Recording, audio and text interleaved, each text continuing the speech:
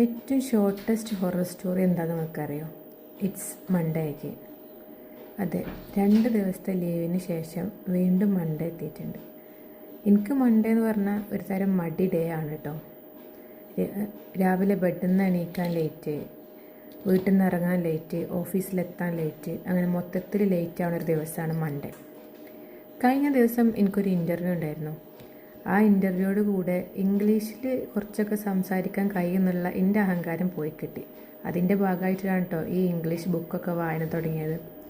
അതിനിടയിൽ എനിക്ക് ഒരു കൊറിയർ വന്നിട്ടുണ്ടായിരുന്നു.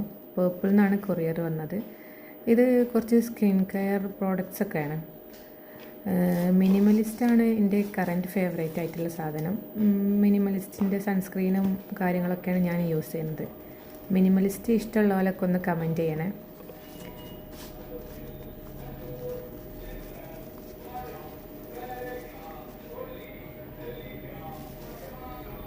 അത് കഴിഞ്ഞിട്ട് പുറത്ത് നമ്മുടെ ലാബിൻ്റെ പണിയൊക്കെ അവിടെ എന്തായി എന്നറിയാൻ വേണ്ടി പോയി നോക്കിയിട്ടുണ്ട്. നമ്മുടെ പഴയ ലാബിൽ നിന്ന് കട്ട് ചെയ്തെടുത്ത സ്ലാബൊക്കെ ഇവിടെ സെറ്റാക്കിയിട്ടുണ്ട്. അതേപോലെ ആ ലാബിലത്തെ സിങ്കും പുതിയ ലാബിൽ ഫിക്സ് ചെയ്തിട്ടുണ്ട്. ഇപ്പം അത് കണ്ടാൽ മനസ്സിലാവും. That's all about my lazy Monday.